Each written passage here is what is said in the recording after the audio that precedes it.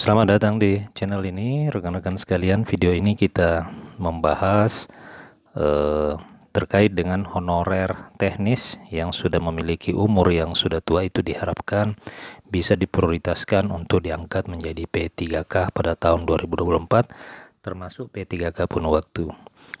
Hal ini disarankan oleh berbagai pihak, oleh karena memang di aturan Kemenpan RB yang baru memang ada opsi pengangkatan honorer menjadi P3K per waktu. Nah, honorer kedua atau honorer yang memiliki usia tua dan memiliki masa kerja yang lama itu bisa diprioritaskan untuk diangkat menjadi P3K penuh waktu. Informasi selengkapnya ditonton secara lengkap video ini. Tapi sebelum kita membahas hal itu, kepada rekan-rekan yang baru pertama kali menemukan channel ini, silakan tekan tombol subscribe dan nyalakan tombol lonceng agar rekan-rekan sekalian bisa menerimanya. Setiap informasi-informasi terbaru seputar honorer dan P3K. Rekan-rekan sekalian, honorer teknis salah satunya adalah honorer penjaga sekolah. Banyak yang sudah memiliki umur yang sudah tua. Mereka pun meminta untuk diprioritaskan bisa diangkat menjadi P3K 2024 dalam kategori P3K penuh waktu.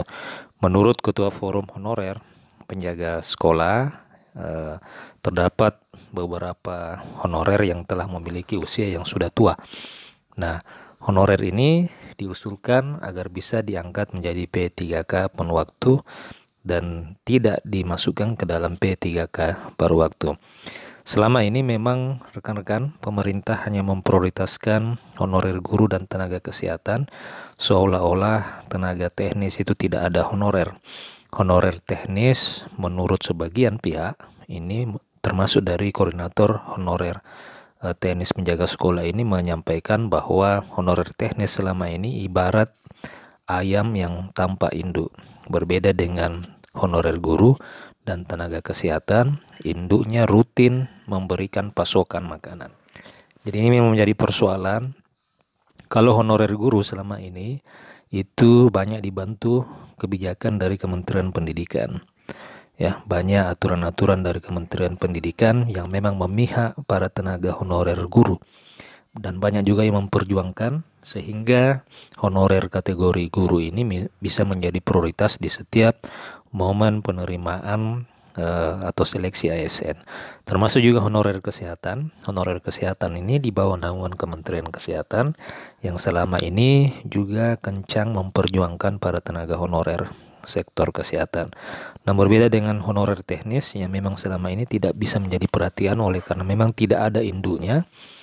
Tidak ada induknya yang bisa memperhatikan mereka, para tenaga honorer teknis, dan bisa memperjuangkan mereka di dalam setiap tahapan penerimaan ASN. Nah, hal ini bisa menjadi sorotan sebagian pihak, termasuk juga dari koordinator honorer ini, di mana dia menyatakan bahwa penjaga sekolah sebenarnya masuk Dapodik juga, ya. Tetapi Kementerian Pendidikan, Kebudayaan, Riset dan Teknologi tidak bisa berbuat banyak lantaran formasi Tendik itu sudah termasuk formasi tenaga teknis sehingga harus Pemda yang mengusulkan. Jadi rekan-rekan, untuk honorer teknis memang selama ini hanya bergantung kepada kebijakan masing-masing pemerintah daerah. Banyak pemerintah daerah yang juga memperhatikan honorer teknis dengan membuka formasi yang begitu besar pada tahun ini. Akan tetapi ada juga pemerintah daerah yang tidak sama sekali mengusulkan formasi P3K tenaga teknis. Rizal pun memberikan apresiasi kepada pemerintah yang akhirnya mengeluarkan kebijakan pengadaan P3K 2024. Semuanya akan diangkat P3K, tetapi lebih banyak akan ke paruh waktu.